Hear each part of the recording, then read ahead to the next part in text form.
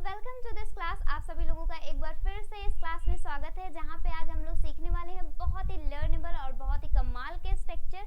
ये handy structure हैं जो आपके इंग्लिश स्पीकिंग में काफ़ी ज़्यादा काम आएंगे, आपके इंग्लिश स्पीकिंग स्किल को काफ़ी ज़्यादा इम्प्रूव करेंगे। So you should be with me. आप सभी लोगों को मेरे साथ बने रहना है इस वीडियो के अंत तक, क्योंकि ये वीडियो आप लोगों के लिए बहुत ही ज़्यादा लर्नेबल साबित होने वाली है। तो आपको ये वीडियो ज़रूर देखनी चाहिए अगर आप भी चाहते हैं अपनी इंग्लिश को बेटर करना और अच्छी इंग्लिश बोलना। So you should watch this video.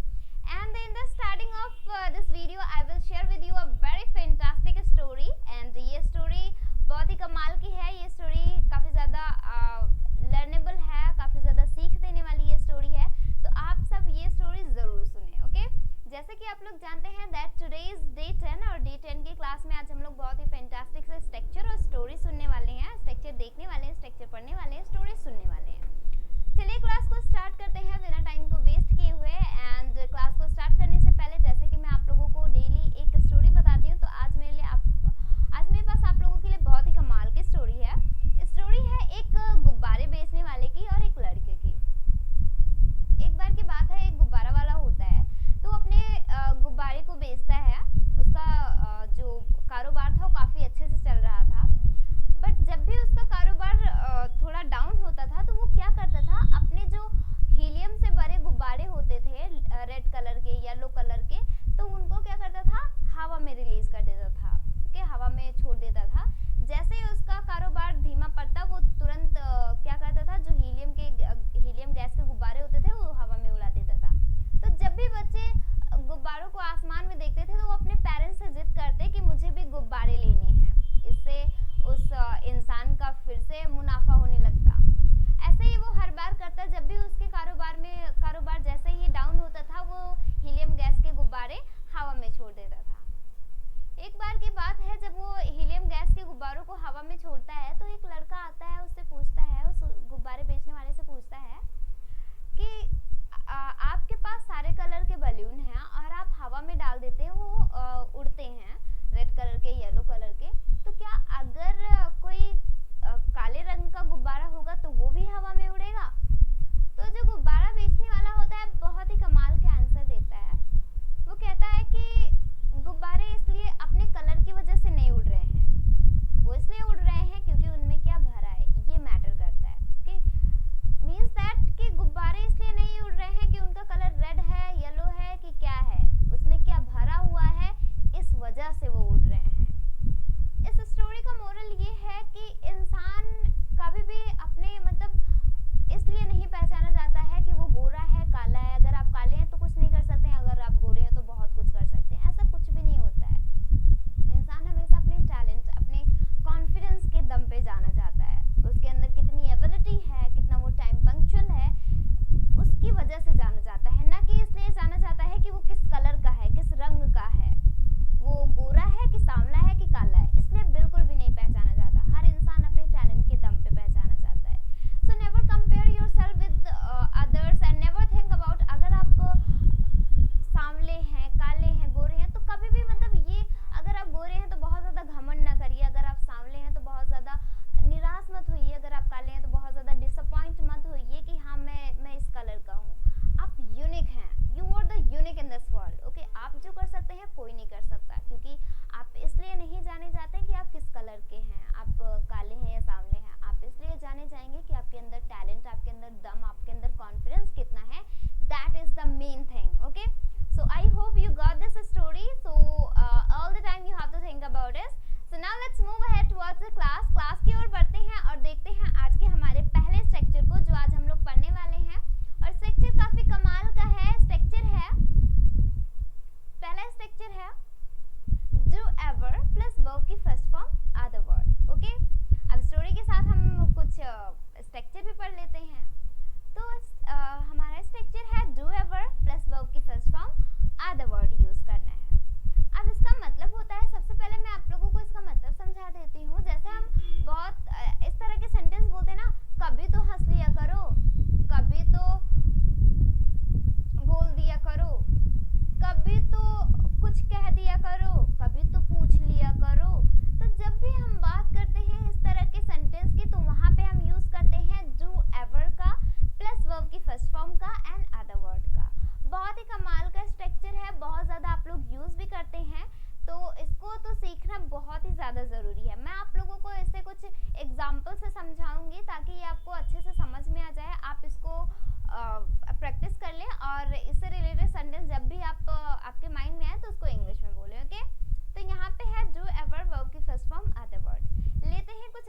Example जैसे हमारा पहला एग्जाम्पल है कभी तो पढ़ लिया करो।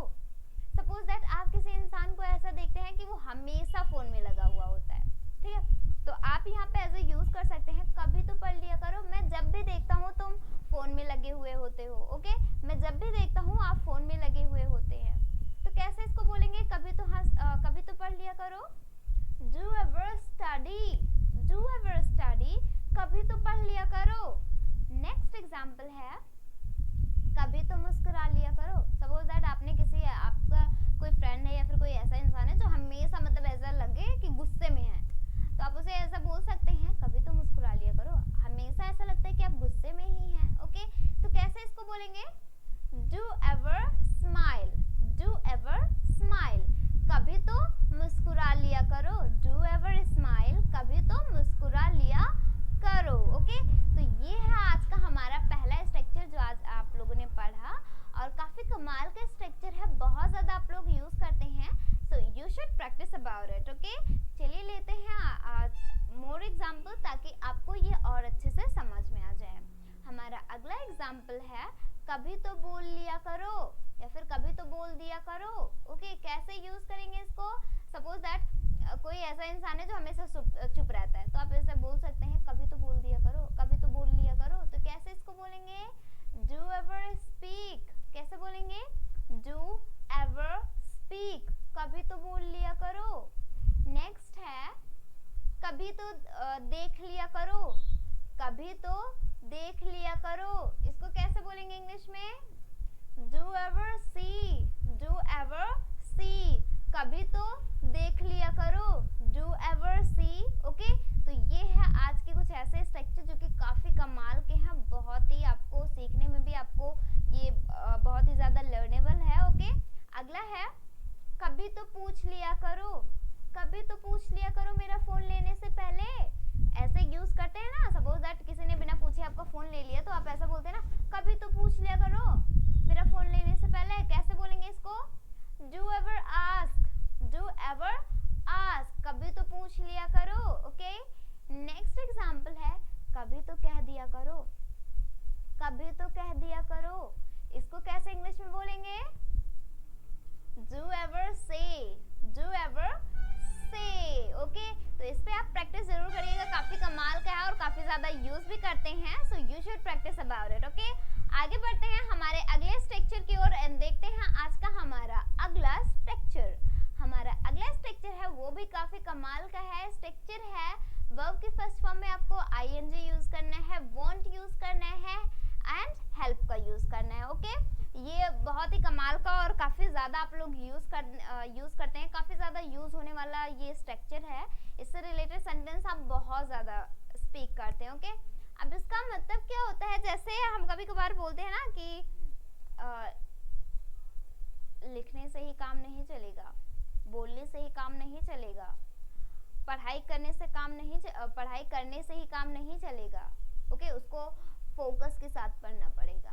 ओके, तो जब भी हम इस तरह की बातें करते हैं कि ये करने से काम नहीं चलेगा, तो वहाँ पे हम यूज करते हैं वर्ब के फर्स्ट फॉर्म में आईएनजी, वोंट एंड हेल्प का यूज करते हैं। ठीक है, अब लेते हैं कुछ एग्जाम्पल। जैसे कि यहाँ पे पहला एग्जाम्पल है बोलने से कुछ नहीं होगा या फिर बोलने से काम नहीं होगा, कुछ नहीं होगा या फिर काम नहीं चलेगा, यहाँ पे आप यूज कर सकते हैं। ठीक है, बोलने से कुछ नहीं होगा। ओके, आपको दिखाना भी पड़ेगा इसको। ओके, कैसे इसको बोलेंगे? Speaking won't help, speaking won't help, बोलने से कुछ नहीं होगा, बोलने से कुछ नहीं होगा या फिर बोलने से काम नहीं होगा, बोलने से कुछ नहीं होगा, स्पीकिंग वोंट हेल्प। अब यहाँ पे आप ऐसे भी यूज कर सकते हैं, जैसे सपोज दैट आप किसी को समझा रहे हैं बाय अपने बातों से, बट वो इंसान नहीं समझ रहा है, तो नेक्स्ट आपके फ्रेंड ने कहा बोलने से कुछ नहीं होगा। ओके, आप यहाँ पे अपने शब्दों को वेस्ट कर रहे हैं, बोलने से कुछ नहीं होगा, स्पीकिंग वोंट हेल्प। ओके, तो यहाँ पे आप इस तरह से भी इसको यूज कर सकते हैं। Hope you get this.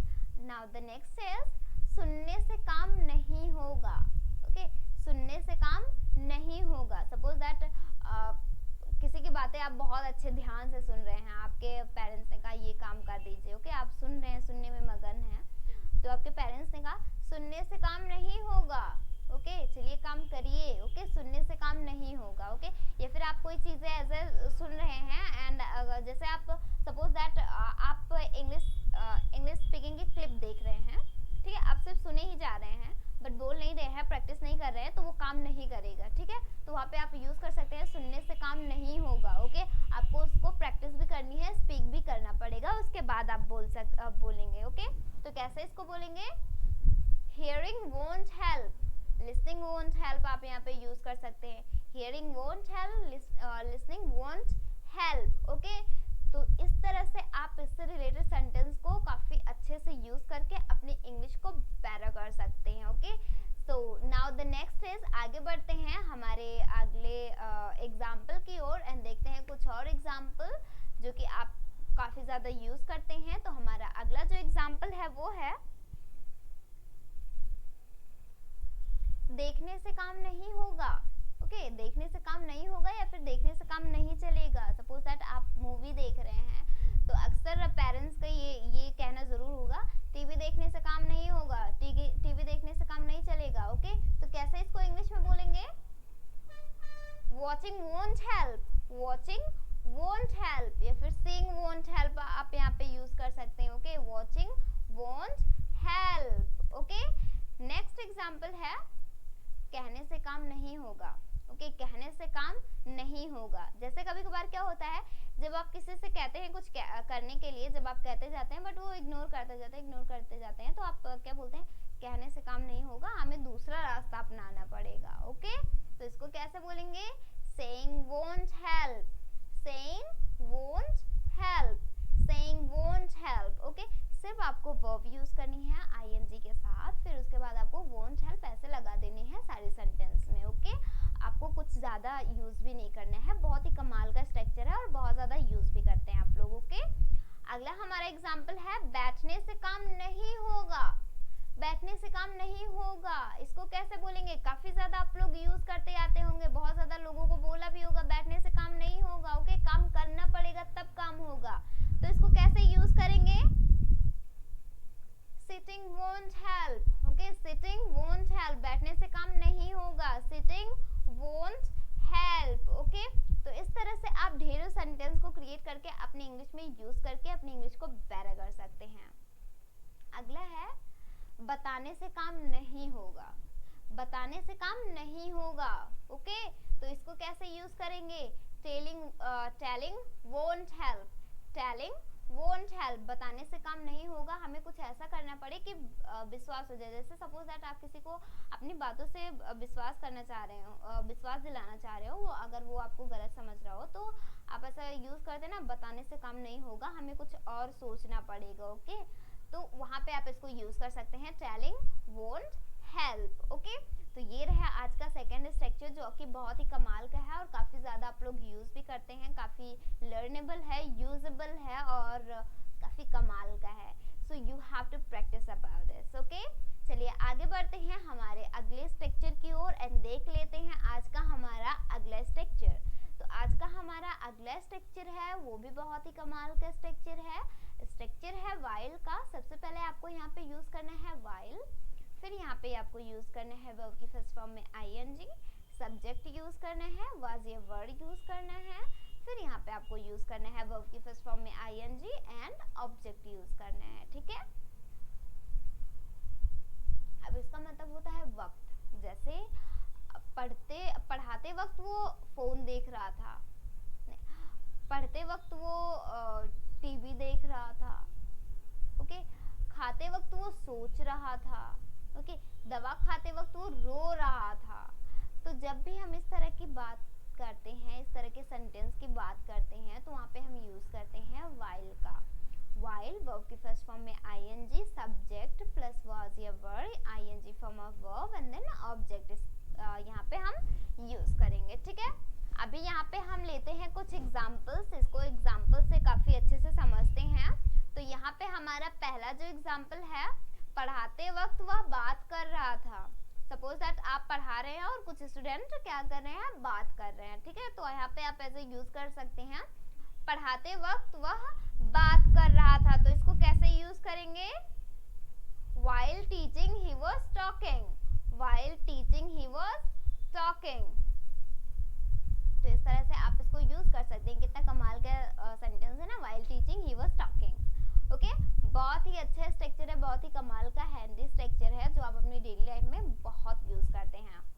अगला हमारा एग्जाम्पल है, पढ़ते वक्त वह फोन चला रहा था। पढ़ते वक्त वह फोन चला रहा था, इसको कैसे इंग्लिश में बोलेंगे? While studying he was using phone. While studying he was using phone. पढ़ते वक्त वह फोन चला रहा था, फोन यूज कर रहा था। ओके, तो बहुत ही कमाल का है, इजीली आप इसको यूज करके अपनी इंग्लिश में इंक्लूड करके अपनी इंग्लिश को इम्प्रूव कर सकते हैं। ओके, अब ऐसे जितने भी सेंटेंस आप लोग बोलते हैं आप स्पीक करिए। Okay, you have to create it and speak it. Okay, सबसे पहले मैं आप लोगों को समझा देती हूँ। जैसे पढ़ते वक्त वह बात कर रहा था, तो सबसे पहले हम यहाँ पे यूज लिखेंगे while का। अब क्या करते वक्त? पढ़ाते वक्त, तो पढ़ाना मतलब टीच, ing लगाएंगे, टीचिंग। फिर सब्जेक्ट का है हमारा, कौन बात कर रहा था? वह बात कर रहा था। वह की इंग्लिश होती है ही, और ही के साथ क्या यूज करेंगे? क्योंकि ये सिंगुलर है तो सिंगुलर के साथ हम was का यूज करते हैं, he was। फिर यहाँ पे क्या यूज कर रहे हैं? क्या कर रहा था? बात कर रहा था, तो मतलब talking, he was talking। Object नहीं है, इस वजह से नहीं लगाएंगे, ठीक है। ऐसे सेम एज ये भी है, ठीक है। while studying मतलब पढ़ते वक्त, तो while studying। अब सब्जेक्ट क्या है? वह मतलब ही, was हमारा सिंगुलर है।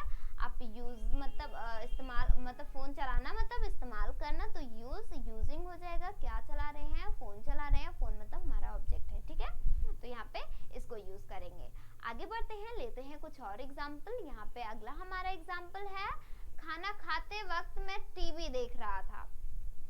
खाना खाते वक्त मैं टीवी देख रहा था, इसको कैसे इंग्लिश में बोलेंगे? खाना खाते वक्त मैं टीवी देख रहा था। सिंपली आप यहाँ पे बोल सकते हैं, while eating food I was watching TV. While eating food I was watching TV. खाना खाते वक्त मैं क्या कर रहा था? टीवी देख रहा था। बहुत ही कमाल का है और यूज करते हैं। ओके, अब ऐसे आप कोई भी सेंटेंस, खाना खाते वक्त वह टीवी देख रहा था। While eating food he was watching TV. Okay, तो यहाँ पे आप इस तरह से यूज कर सकते हैं। अगला हमारा एग्जाम्पल है, दवा खाते वक्त वह रो रहा था। दवा खाते वक्त वह रो रहा था, इसको इंग्लिश में कैसे बोलेंगे? दवा खाते वक्त वह रो रहा था। While taking medicine he was crying. While taking medicine he was crying मतलब दवा खाते वक्त वह क्या कर रहा था? रो रहा था। वो बहुत ज्यादा रो रहा था दवा खाते वक्त। Okay, I hope you got it. मैं आशा करती हूँ आप लोग समझ गए होंगे। Still if you have any types of confusion you have to drop the comment in my comment box. Okay, now let's move ahead towards the next. आगे बढ़ते हैं, देखते हैं हमारा अगला एग्जाम्पल। अगला एग्जाम्पल है, खाते वक्त वह सोच रहा था। बहुत सारे लोगों की आदत होती है, जब वो खाते हैं तो डेफिनेटली वो सोचते जरूर है। ओके, खाते वक्त वह सोच रहा था, पता नहीं क्या सोच रहा था, तो खाते वक्त वह सोच रहा था, इसको कैसे इंग्लिश में बोलेंगे? खाते वक्त वह सोच रहा था। While eating he was thinking. While eating he was thinking. खाते वक्त वह सोच रहा था। ओके, तो इस तरह से आप कई सारे सेंटेंस को क्रिएट करके इंग्लिश को बोल सकते हैं। ओके, आगे बढ़ते हैं हमारे अगले स्ट्रक्चर की ओर एंड देखते हैं आज का हमारा अगला स्ट्रक्चर जो आप लोग पढ़ने वाले हैं, बहुत ही कमाल का।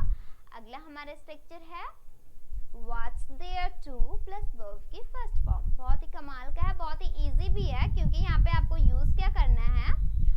what's there to वर्ब की first form and nothing you have to do, nothing you have to use. अगर यहाँ पे ऑब्जेक्ट यूज कर रहे हैं तो ऑब्जेक्ट यूज कर सकते हैं, नहीं तो फिर वर्ब सफिशिएंट है। ओके, तो इसका मतलब मैं पहले आपको बता दे रही हूँ। what's there to का मतलब होता है क्या बात है। जैसे हम बोलते हैं ना, इसमें हंसने की क्या बात है, इसमें रोने की क्या बात है, इसमें कहने की क्या बात है, इसमें पूछने की क्या बात है, इसमें बोलने की क्या बात है, इसमें गुस्सा होने की क्या बात है। तो जब भी हम इस तरह के सेंटेंस को स्पीक करते हैं, इसमें क्या बात है, तो वहाँ पे हम यूज करते हैं what's there to का।